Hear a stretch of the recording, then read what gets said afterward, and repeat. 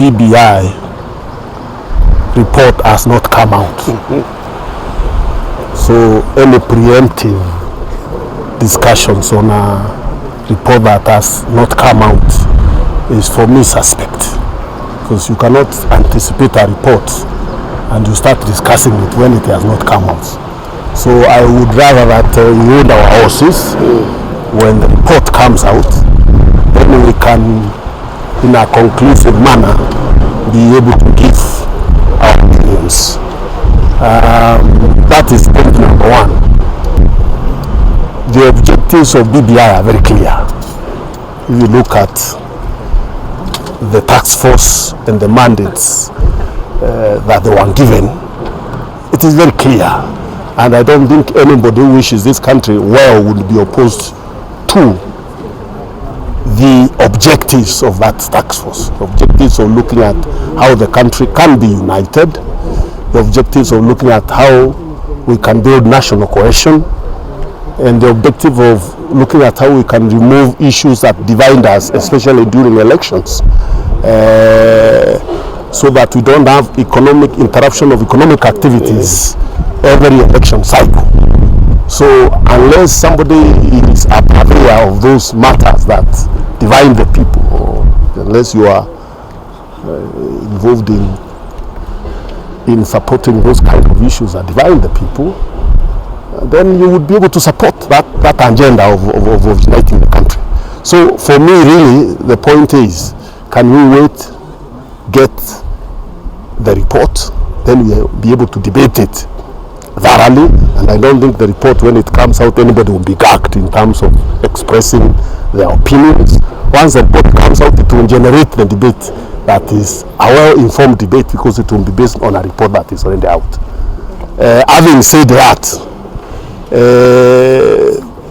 the issue of whether a parliamentary system is good or not is neither here nor there.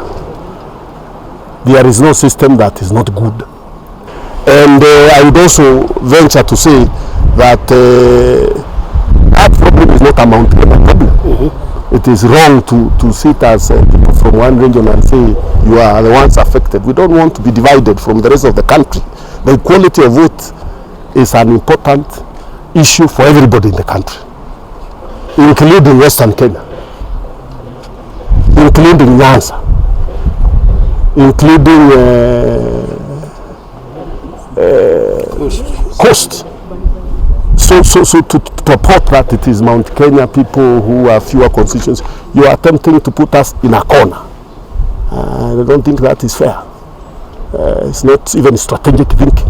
That is saying equality of vote for Mount Kenya. Equality of vote is for everybody.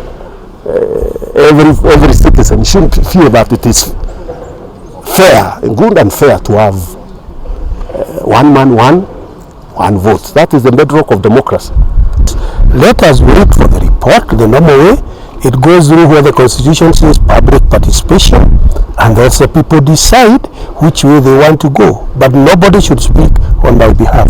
I have my own way of thinking, and I should be allowed to express my views.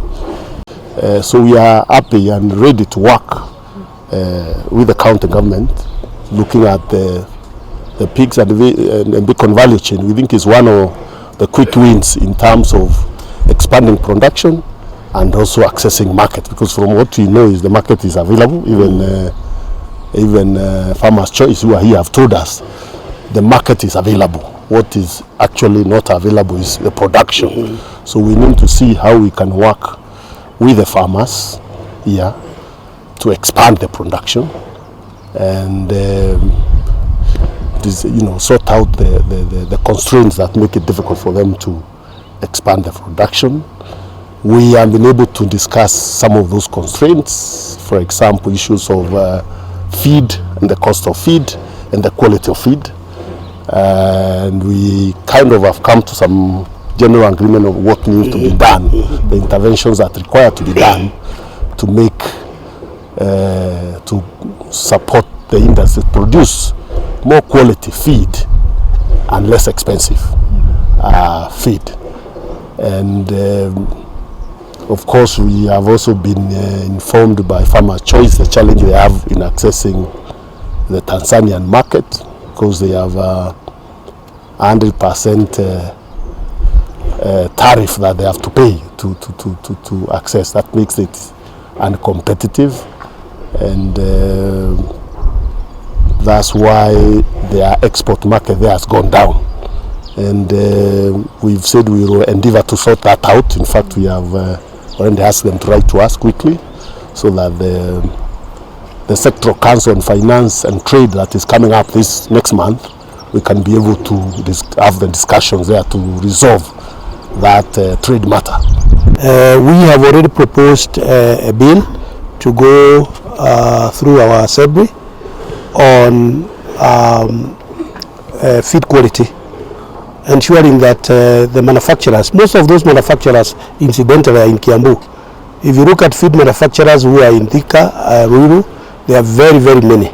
So we are coming up with a registration through our assembly, and we will be setting up a laboratory where we will be getting samples from the manufacturers themselves and from the farmers, and we'll be testing.